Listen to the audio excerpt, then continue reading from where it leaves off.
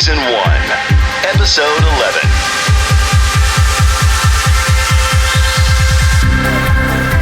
Welcome to Forever Break Podcast. Now, with a bunch of potentially pointless information and some self-depreciating humor. Here are your hosts, Lianne and Corey. Thanks, voiceover guy. Anytime, guys. All right, well, with that, we are here to talk to you guys on today's episode of Forever Break about mindful exercise. Lianne, what are we going to be answering today? Well, I can practically hear you all thinking, what is the difference between mindful exercise and regular exercise? So we're basically just going to break it down to real simple terms so that we all understand it.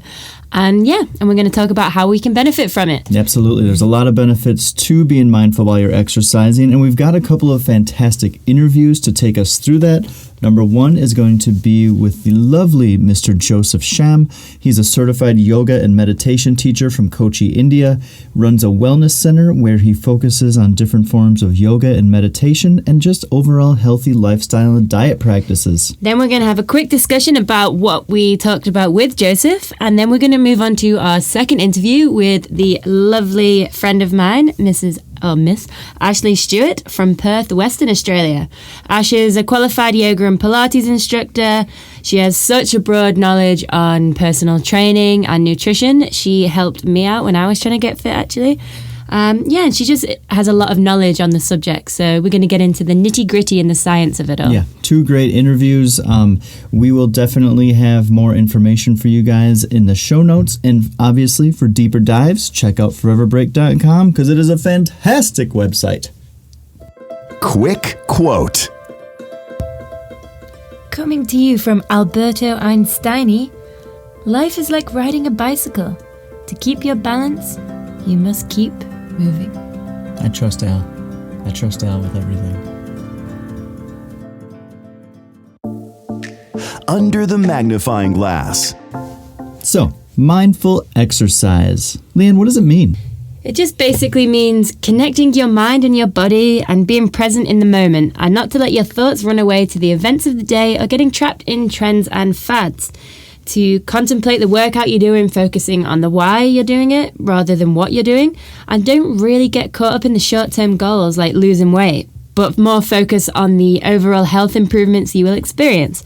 And it just helps you achieve balance and harmony while getting better workout results. Yeah, I think Ash does a really good job of helping explain the benefits of that. Exercise, obviously great for your body. We all know that, but it's also really nice for your mind. Did you know that it actually helps with depression and anxiety? And not just at the surface, it's been proven to increase oxygen flow and endorphins.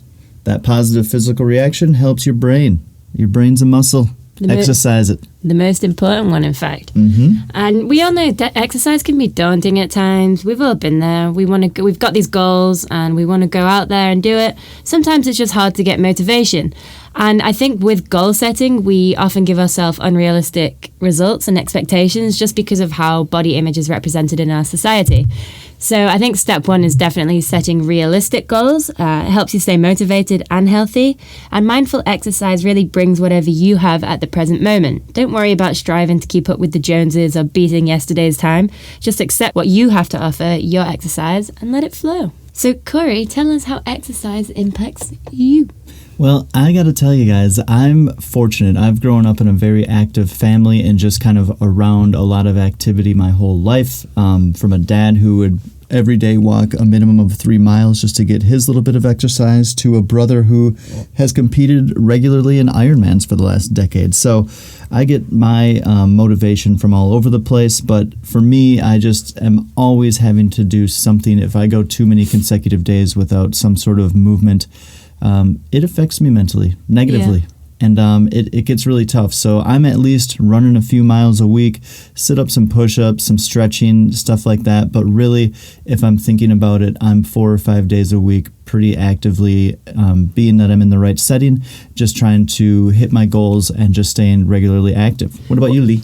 Yeah, I think my time's kind of split 50-50 with when I don't exercise. I definitely notice it mentally, but I also feel it physically. I feel very sluggish just because I had a very similar upbringing. I was always playing sports. I was a big football, aka soccer.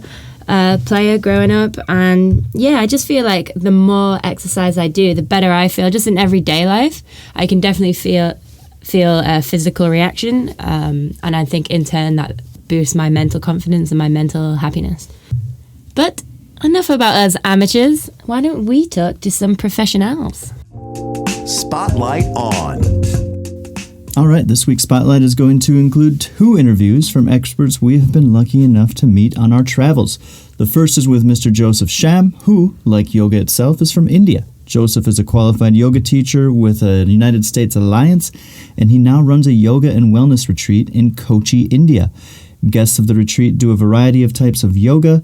Joseph is also qualified in aerial and aqua yoga, and also primordial sound healing and Tibetan sound bowl meditation. I can vouch for his class. It worked me. Very soothing. And just those Himalayan sound bowls are one of the most soothing morning sounds I think that we can encounter. So let's talk to Joseph. All right, well, Joseph, first of all, why don't you give us a quick story about how you discovered yoga and the impact it has had on your life? Very interesting question. So in my childhood itself, I was more into sports and other fitness activities. So in the young age, I was more like, doing more of fitness, building muscles, and yoga was just like for any other youngster. It's in the weekend only for stretches, I believed it. Because, when you look into it, the people who actually build muscles, I was fascinated by some of the Hollywood stars that time of Arnold Schwarzenegger and Sylvester Stallone. Okay. So I switched more into bodybuilding and fitness rather than yoga. But I used to do yoga in the young age, but only on weekends or just stretches. And I knew almost all the asanas. So I think it's just, I didn't understand the depth of yoga, even though it's originated from India. Unfortunately, in our school curriculum, we don't have anything during that time. Okay. But of late, 18 years back, if I should say, 2002, when I was diversifying more into wellness, there was a book which I read, The Wellness Revolution, by an American author, Paul St. Pilsner. That actually book really, I was quite interested in that book, and really my focus was shifting more into wellness. So that's why I switched on to wellness, and then gradually I could understand the potential of wellness in different areas of it, and I opted yoga. So now I feel like yoga is a part of my life. It's your everyday life, right? Your everyday thing to do. Yeah. Obviously within India, there's a real spiritual connection between the body and yoga and all these ancient practices. How can non-religious people who come to India to discover, how can they discover and tap into that connection? I should appreciate the West or the non-religious people. Without you, this concept would have been, vanished or instant.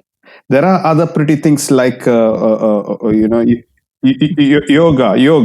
like cutlery and all. It's almost on the verge of, this thing, but now it's coming back. So I need to appreciate the West, especially the non-Hindu believers. Because of you, it's still getting popular, or you actually build it the entire world. This popularity of yoga. Not the Indians. Yeah, ancient in the 70s, there are a few teachers, Krishnamacharya and other people who actually brought this to the West. Iyengar, senior teachers like Iyengar actually brought this concept in the back 70s to America, especially, and Europe. It actually, but the West actually taken it with open heart and embraced this the concept of yoga. Not only yoga as a physical aspects, but they taken it also more like a spiritual also. So India, that's a huge space for the people to come in, and now it's getting popular, and we are accepting more Westerners to enter into more activity. The present government is giving more opportunity. And how do you see that has changed, if there has been a change? Obviously, the popularity has become, but in the sense of practice, has that changed much, or is it very much the Westerners being able to embody the traditional mantras and the traditional thoughts and feelings of the original yoga? Are they very similar, or is it quite different? See, yoga actually, it's designed basically for our climatic condition, or maybe Himalayas. It's originated, if you see Rishikesh and other places. But when it moved on to the West, mostly the young, especially in the men, young people actually adopted it. But the challenge is that in the West, they cannot practice most of the year outside. Because earlier yoga was performed not in a closed room, it was in the mountains, the forests, where the nature, the fresh air. So they adapt to their conditions. So and it got evolution. New inventions taken place, and that's how the hot yoga and other concepts came in. So if I'm a person who actually have a background of studied through the traditional classical hatha yoga and from a proper university, but still I am open-minded. I understand that it's as per their conditions. They try to change or evolutionize into different styles. So whatever it may be, the objective is one. The yoga, at least, it's actually connecting to the mind, body, and soul. So whichever way people do it, ultimately our goal should be the one. Our path, our direction should be in one way. Yeah. Yeah, I agree with that. I mean, we made hot yoga in the West, but in India, where it's so hot most of the time, it was just called yoga. But that makes sense. What is the, in your words, why do you think that yoga is so beneficial to the whole person, the body, the heart, and the mind? Like yoga or Ayurveda. So it's like, if I can give you a better picture, a bigger picture. So these two are both hand in hand, like if your right hand, left hand, like that, you can say it. So, for example, I'll take from Ayurveda and modern medicine. See, modern medicine treat you on specific reason. Like if you go for a headache or a tummy upset or back pain, they treat you only for a specific region. It's a quick fix. Whereas Ayurveda diagnose and look into your condition, and they treat you as a whole. Okay. So now I'm coming to the yogic part. So yoga is not only a physical practice. If you look into it, you already practiced with me. So you start with a hatha yoga class of maybe a 60 minutes or 90 minute session.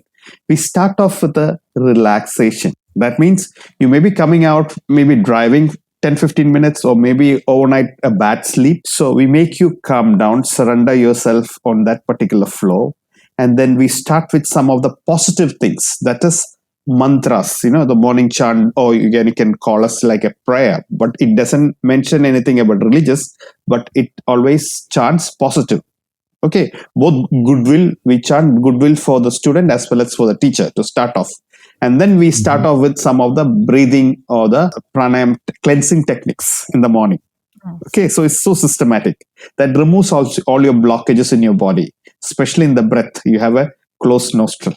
And then we start off with Sukshma Vyayam, which is known as the loosening exercises, so that all joint movement, more blood flow, all joints get slightly lubricated, and then start off. So chances of injury is less. And then we start off with asana, systematic, like we have several postures, like the sitting postures, like the supine posture, which is laying on our back postures, prone postures, which is like chest down, and like bending and standing postures. So it's a complete one. And later we end up with pranayama. So pranayama is two different words. Prana means energy, yama means extension of the energy. And From there, we ultimate goal is to raise our energy level up. So almost 1 hour we have done all the physical postures to last 10-15 minutes to raise our energy level up. Now, for example, a person morning he has done the session and he want to go to office. So maybe without a shower or with a shower, this person who done yoga can go to office directly. Okay. Now, for example, a person who had done a fitness or aerobics dynamic exercises, he cannot go. He's too sweaty. Either he was burned his calorie more, so he need more food. He needs some rest. He needs shower to go to office. Now, thing is that the capacity, so both mentally and physical capacity of both individuals, person who actually done the entire session of yoga will have a better capacity, awareness, his mind capacity, productivity will be more. Whereas other person who actually done the most like weight training, although he actually burned his muscles to get pumping and there, so he will be having more a tamasic way. Tamasic means he need more relaxation because his muscle has overrun it. So his mental capacity of alertness or sharpness will be lesser compared to yoga. So that's why I say yoga is a complete. It depend upon person to person, his energy level and his fitness level. So ultimately, I recommend any student coming in is that, we don't push that particular individual.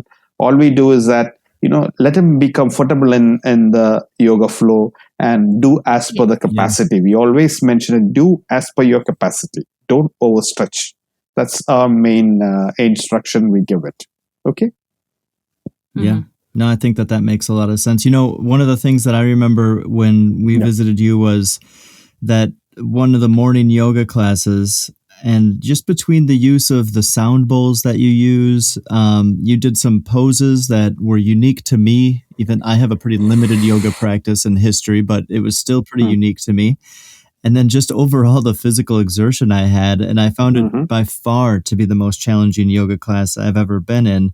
Which is a good thing. Yeah, but for someone who might attend a class with you or anywhere who's interested in yoga, but they go in and they get overwhelmed at first, what would you tell somebody to keep them coming back? See, always you need to understand that human, that means majority of the human, we are reluctant in nature.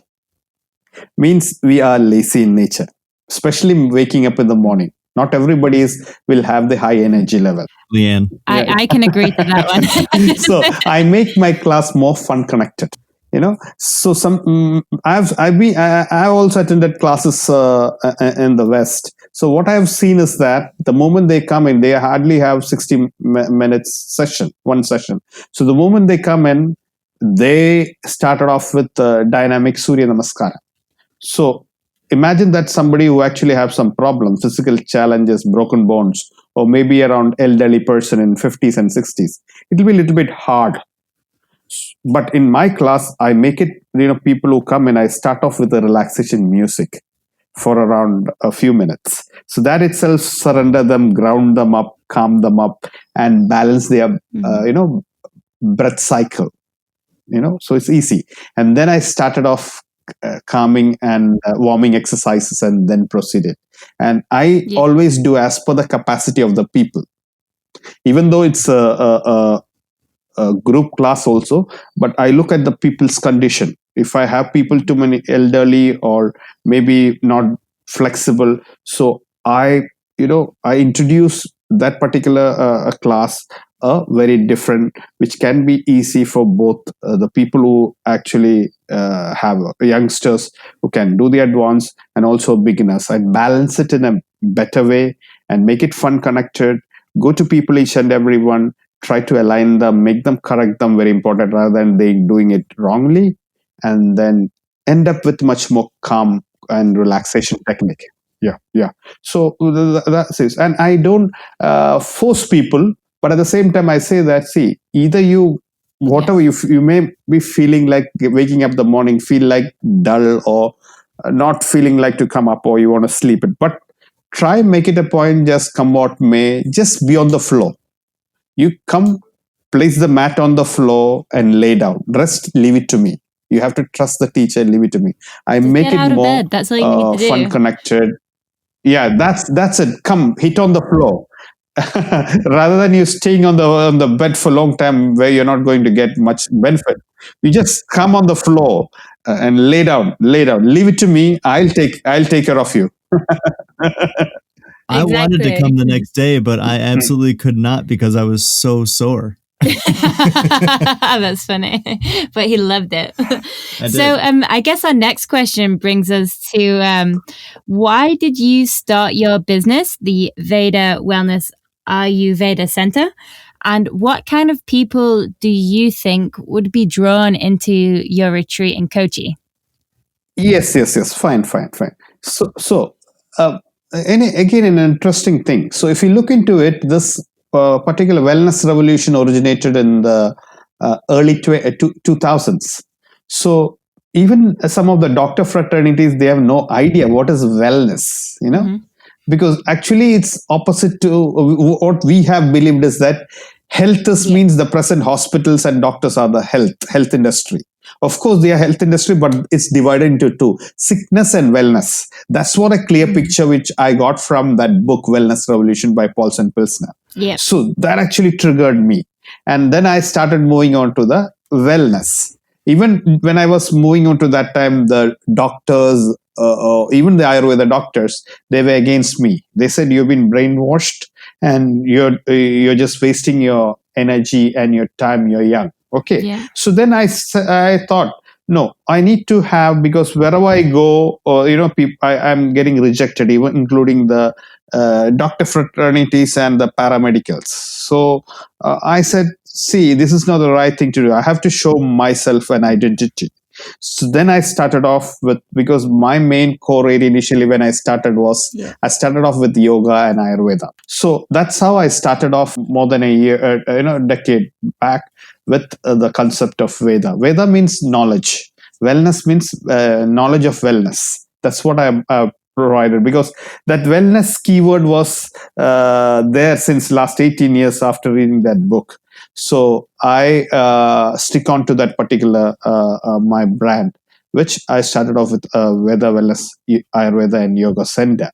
And then gradually, when I travel to different parts, outside India and India also, especially places like Pondicherry and Auroville, some of my favorite places.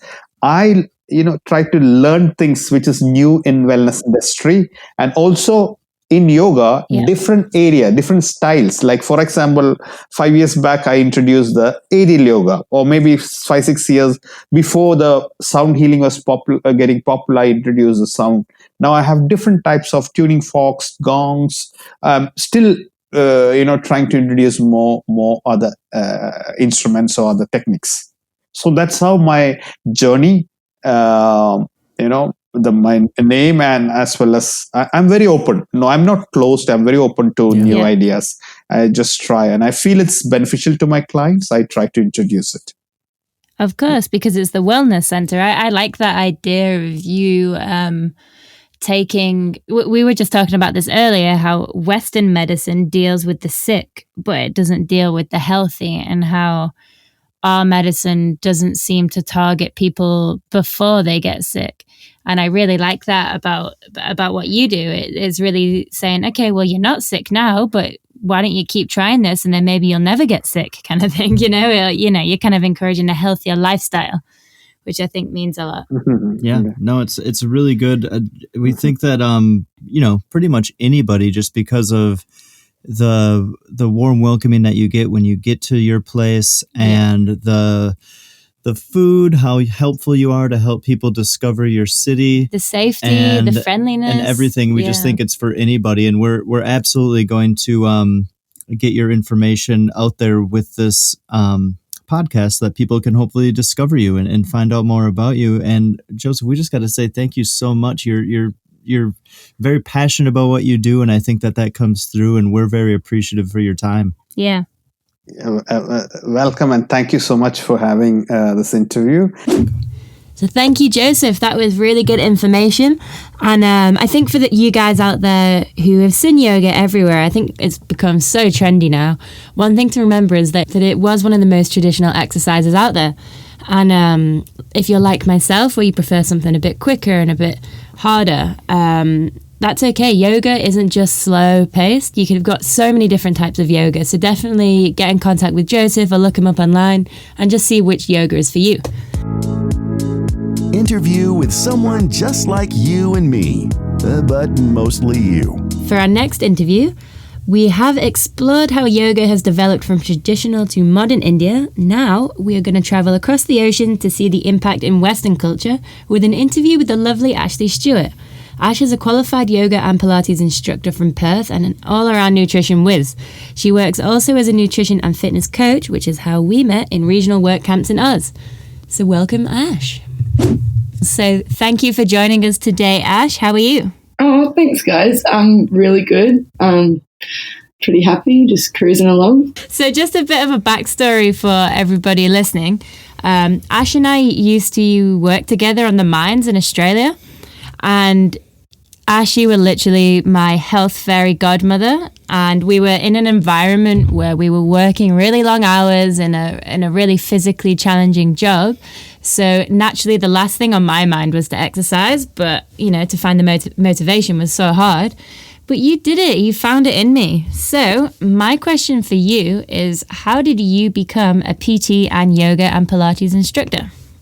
It all kind of came about sort of one after the other. I just followed a passion. So I was studying marine science and I was sitting in a desk job all day working in a department of fisheries. So it was within that realm.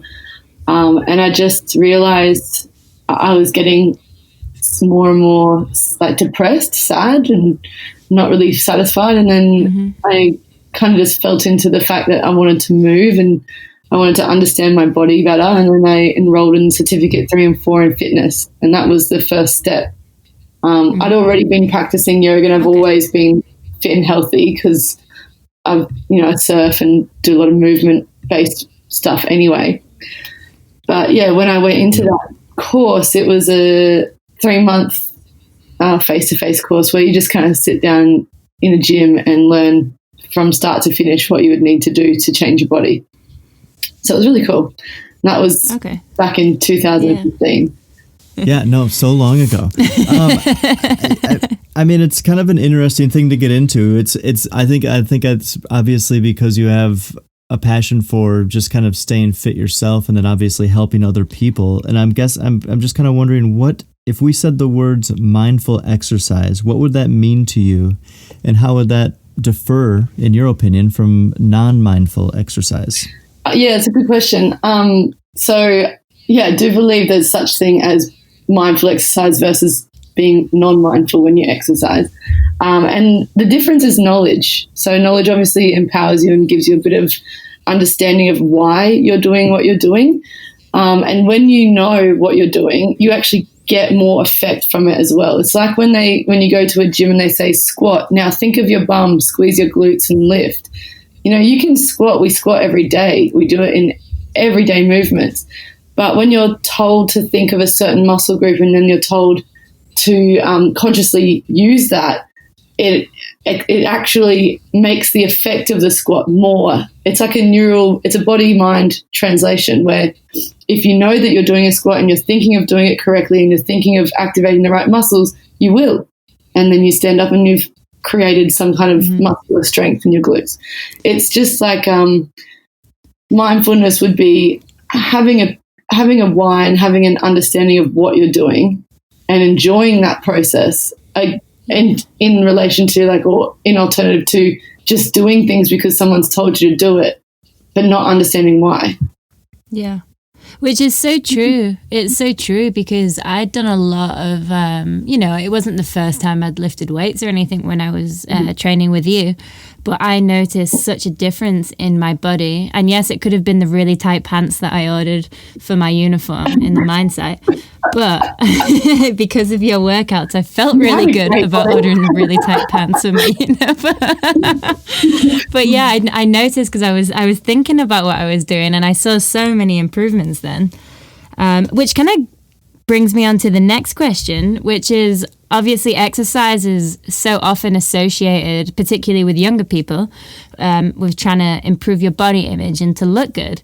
But actually the value of exercising is so much more than that. So how can people balance their body image with other reasons to exercise? Funnily enough, usually people come to exercise after having some kind of injury or illness. So a lot of, obviously in the younger generation, they do it because they want to look great, and that's fine. That's a great motivator. But it's as you start to age and you realize that people become maybe diabetic or severely ill, or a lot of women start to lose bone mass and muscle mass and start to age rapidly. That's when people start to realize exercise isn't just about looking good. It's actually about maintaining your physical body and having longevity in your body so that you can enjoy life, so you can move through life without having constant illness or constant issues or things. Even like, for women and men, I'd say as well, you look in the mirror and you want to be able to feel a sense of pride in yourself as well. And if you're starting to age rapidly, you're like, well, what's happening? Why?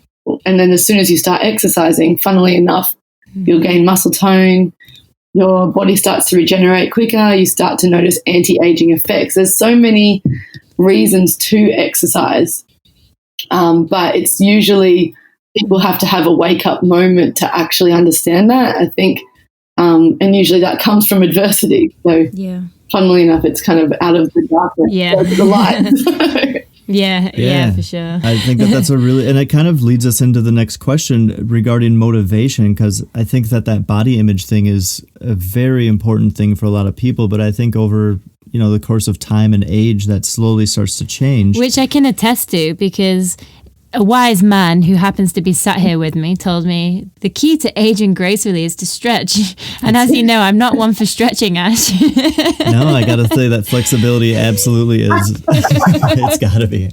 Yeah. But I would ask you, Ash, what are some tips that you would give either clients or even just the people listening to this? There's just like actionable and achievable exercise goals to avoid burning out or giving up. Well, they've got to do something that relates to them. So the biggest factor in success with exercise is enjoyment. If you don't enjoy what you're doing, and if you feel like, especially people that sign up to a gym and have never walked into a gym before, so it's instantly overwhelming and it's instantly like you feel like you're out of place. So if you're doing movement for the first time, I would always recommend getting a coach. But if you're someone that likes to run, then run. If you're someone that likes to do yoga, do yoga. It's really about having a movement modality that you enjoy. And I mean, there's also specific. So say like Lianne, you're an athlete. So when you were coming to me and you're like, I'm, just not feeling that great in my body, and what do I do? And I worked with you from the perspective of, you've already got body awareness. Let's make some movements that you actually enjoy so that you will keep coming back, and so that it's not like an hour-long session after you've already worked a 10-hour day in the hot heat. We'll do 20 minutes. We'll make it fun, and then you'll come back the next day and you'll do it again, because it wasn't hard enough that you were fatigued for days, but it was hard enough that you enjoyed a challenge. You got a bit of an endorphin hit and you can see some results coming from that. So I think with motivation, people really need to think about it instead of just going, oh, I've put on 2-3 kilos and I need to lose that. Now I'm going to starve myself and put myself through torture. It like that's the complete wrong mentality. It's just setting yourself up for failure. If you actually change it into, what do I actually feel like doing? Where do I want to start? Most people, the best thing to start with is go for a walk. And, you'll have all the exercise buffs being like, that doesn't do anything. But those people had to start somewhere as well. So you have to just take it step by step. Go for a walk until you feel ready to take it up a notch, until you feel ready to do maybe a little bit of body weight movement, a couple of tricep dips off the park bench or something like that. Everyone has to start slow to work their way up to just setting yourself realistic. Yeah, realistic. And also don't overdo it too fast. You're going to burn out and you'll never do it again. Yeah, for sure, right? And if you are doing those things, if you're not dead, it's not saying go and eat a cake. It's like, okay, just don't eat the cake, but just be happy with what you did and just be more mindful of what you're eating, and it's all about balance, right? I don't know about if Lianne is the good one to give us advice on not eating the cake. I mean, don't get me wrong, I don't take any of this advice in terms of food. I love cake and wine. Nutrition's a huge part, but nutrition, and that's why I don't always touch on it because I'm not a nutritionist. I've read a lot of books and I've done a lot of my own self-study. And when I was an active life coach, obviously I've done like courses. I've done a certificate in weight management and courses in nutrition that were, that I can help people understand food. But yeah, nutrition's a huge part of exercise. But again, it's having a mindset that is geared towards growth and in a positive direction, like a direction of I'm looking after myself growth, rather than a punishment mentality. If you're in punishment mentality, I'm naughty, I'm wrong, I'm eating cake, smack me on the wrist, you're going nowhere. They've actually done some, I'll bring up, I can't remember where I read this or heard this, but they're talking about, and I'll bring up cleaning because it's a physically active job that a lot of backpackers and globe travelers do, and especially in mining, lots of people do. Anyway, so they were talking to a bunch of hotel cleaners about how many steps a day they're doing, and they ended up tracking them and finding out they were doing, 15,000 to 20,000 steps a day, if not more. So it's a lot. Wow. And when they educated the cleaners about how many calories they were burning in that day of work, and said, and they did like a test where they separated one group and they educated them, and then they didn't educate the other group. The group that they told, you're doing this amount of work every day, that equates to this amount of calories, which means you're really healthy. You're actually really physically active. After, I think it was a month of doing, knowing that they're doing exercise in their work, and the other test group didn't know anything, the group that was told and was educated about the benefits of movement and exercise had lost weight, a decent amount of weight each person, just from knowing that they were doing movement. The other group didn't have any change because they were just, again, mindlessly doing movements.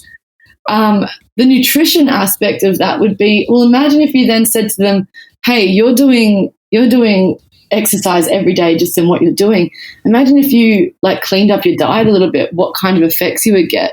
You'd get better skin, better sleep, you'd be more hydrated, you'd feel like you're moving better, more fluidly in your body because you're not, your body's not under toxin stress, and it's not trying to deal with, when you eat a cake and you get bloated and you feel like shit. So, those things are positive reinforcement for why to eat nutritionally dense and nutritionally healthy food versus people going to work and say, oh, I ate the cake, I feel sick, now I have to work it off. I feel really bad at myself, now I'm going to reach for the next piece of food that makes me feel better about myself. It's all in a mentality, it's all in the mindset. That the first step to all starts in the head. It's a slippery slope. It is. So what about people who don't have any kind of equipment or access to a gym, or say they're traveling? Or in quarantine. What specific exercises can they do? And is there any makeshift equipment that can be made just from everyday household items? Yeah, well, especially when you're traveling, this is kind of my specialty because this is what I've spent years learning, Pilates and yoga. So those two movement patterns and gymnastic-like movements in that sort of realm are all equipment free. They're all body weight. So your body becomes your resistance, and or gravity becomes the resistance, and or whether you're doing plyometric or whether you want to just do some low-key strength training, is isolating the muscle but only using the weight of your leg to kind of make some pain and make it work. But there's so much you can do.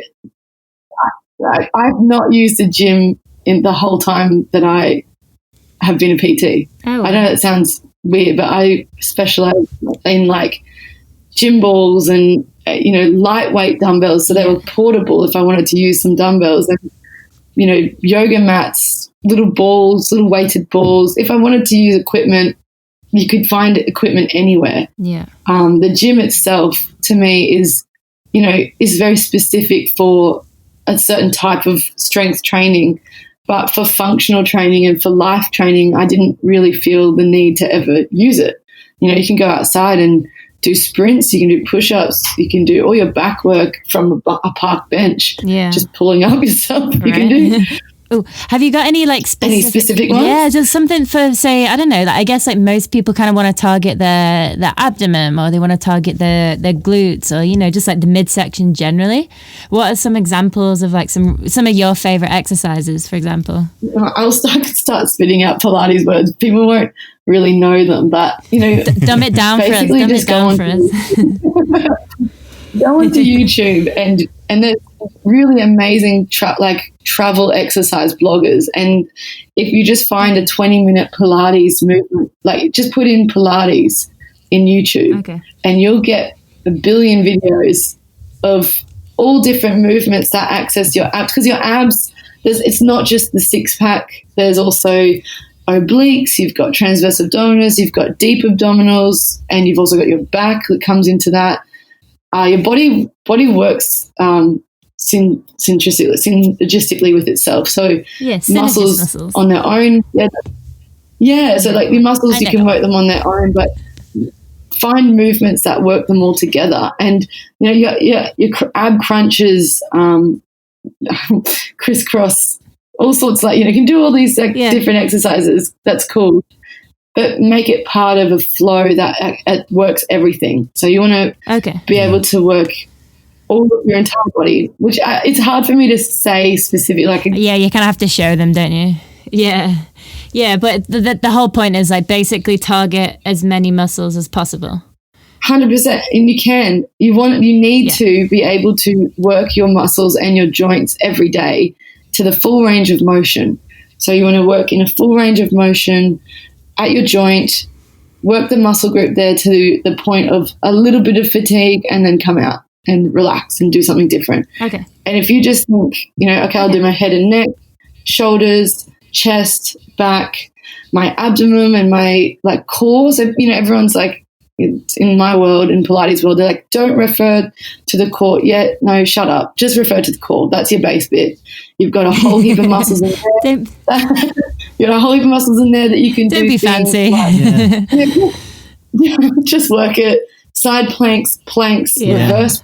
So I got to stop just going and doing the beach workout every day? Is that what you're saying? Oh, look at how fit the beach workout people are. If you look at gymnasts or chest anyone and arms, baby. Seriously, people that do that bar work, those guys that do bar work, they are fit as fuck. They're amazing. Excuse my Aussie French. Oh, no, it's great because now we're drawing on the sweater. Really good advice. And obviously, a lot about this and we appreciate it. And I think the one thing that I'll add from the old man standpoint is to reiterate, no matter what you do, take 10 minutes minimum and add a little stretching to that, because it's going to do nothing but benefit you. If I'm wrong in that, Ash, just let me know. No, you're completely right. So I think about stretching now rather than stretching the muscles. I actually think about stretching or lengthening the fascia. So you want to activate your fascia, and I think stretching in itself can bring some body-mind awareness before movement. So, if you're thinking, I'm going for a run, I'm going to stretch my quads, my glutes, my calves, my shins. Well, you've instantly created sensation in those regions. So your brain is now connected before you're about to do some runs or some sprints. You're now connected to that region from stretching. It's in terms of so there's a lot of argument in my realm for and against stretching. The reason they say against stretching is because you want strength around a joint rather than hypermobility, and hypermobility tends to cause a lot of injury. But I still use my stretches and my a bit of dynamic stretching as well. I know everyone was don't do ballistic stretching, but actually I use a little bit of dynamic stretching to wake up my fascia and to activate those muscles in that area. I feel the mobility gains that you get from doing those sorts of movements across your joints for a small amount of time is amazing. So, like, there's not with stretching, it's like you think about exercise and movement. I call it movement now. You think about movement as a balanced approach. You want to release and mobilize each joint and each muscle, as well as strengthen it and bring in oxygen with cardiovascular movement. So you want to have all three aspects of fitness coming into that, what you're doing. So yeah, stretching for sure. Like don't ignore stretching, especially if you're the person that goes to the gym all day and does 3 hours of strength training. Well, you'll find pretty quickly that you're going to get tight and sore and your mobility decreases if you don't add a little bit of fascial and muscular stretching at the end range before you continue your movement. There's actually a lot of really cool strength coaches that are now incorporating full range of motion movements and strength training. So they do full range of motion strength. It can't be like crazy weights. You've got to do more light weights at your full range. But because that will create the muscle strength that is able to endure heavy weights as well as light weights, as well as be mobile. And it's mobility under a load, so there's a bit of strength there. No, but it's very interesting. It's really interesting because it's such a vast topic that it's hard to just wrap up in such a short interview. Yeah. And but I just got to say, Ash, that obviously we just appreciate so much your time and your expertise, and just thanks for spending some time with us and educating us, because that's what we're here to try and do, and hopefully bring that to a wide range of people. So we really appreciate it. Oh, no worries. I'm really honored that you guys asked me. Let's unpack that. Thank you so much, Ash and Joseph. A lot to be said and a lot to learn throughout those. One of the things that my key takeaways here is that you guys heard that I say that I think that stretching and just having that flexibility and mobility is one of the keys to aging gracefully.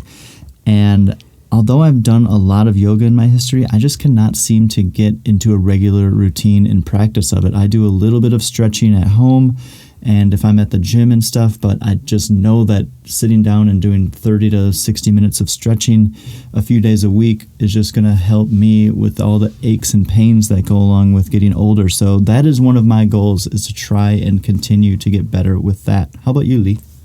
Just to watch you stretch and just sit behind your shoulder and be like, how much do you stretch, bruh?